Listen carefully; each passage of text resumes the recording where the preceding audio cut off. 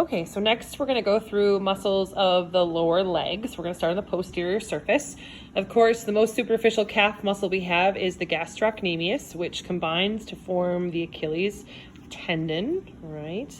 Or calcaneal tendon, either one which you prefer.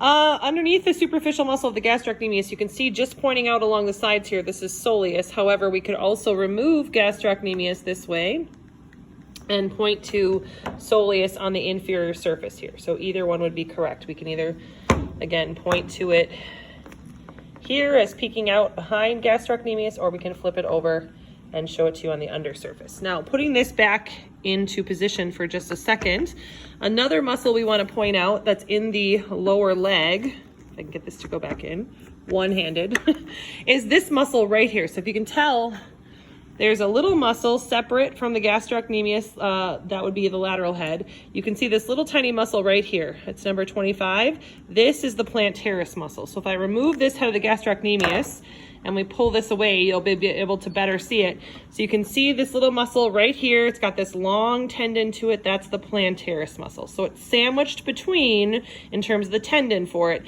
the gastrocnemius and the soleus. But it starts up here on the lateral epicondyle of the knee and comes across, all right? So that's plantaris. Kind of a tricky one because it's kind of embedded deep in there. All right, now we want to go to the deep layers. So we're going to take this whole thing off, and we're left with these muscles. Again, to refresh your memory, this was popliteus. You're going to start in the middle. I always start with this muscle right in the middle. So this muscle right here, same muscle. This is my tibialis posterior. So it's posterior, directly behind the tibial bone. To the hallux side of that, you've got this muscle right here. This is flexor digitorum. Flexor digitorum, it's going to dive underneath and flex digits 2, 3, and 4. To the lateral side of that, you've got flexor hallucis longus, which seems weird because you would think that if it's a hallux, and the hallux is, as you can see on this side, then that would be this one, but this is flexor digitorum longus. So this is flexor hallucis longus, and if you look, as you follow it down, you can see where the tendon sharply curves over to the hallux and will eventually come up that big toe side. So again, the medial of the two, flexor digitorum longus, tibialis posterior, flexor hallucis longus.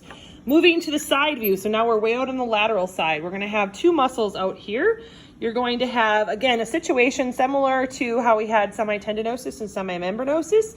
On the superficial one that's on the top here, overlapping this muscle, you can see the long tendon coming down. This is peroneus longus or fibularis longus, whatever you prefer. Always think longus is going to have a long tendon. Again, it's sandwiched on top of this muscle you can see peeking out. That is peroneus brevis, which I could also point to here. So peroneus longus or fibularis longus, long tendon, is on top of peroneus brevis that's peeking out along the side.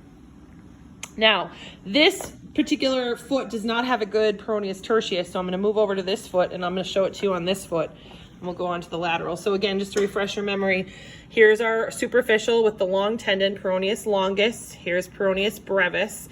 And then this little muscle, get my probe here, right here that's poking out along the side. Notice it's separate from this one over here.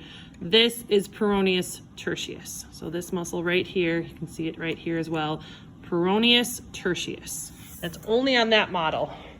It would be, if this model had a reliable one, it's right in front of the lateral malleolus, and it would be kind of right here should we have one. But you can see this isn't it because this is still part of the muscle belly above it.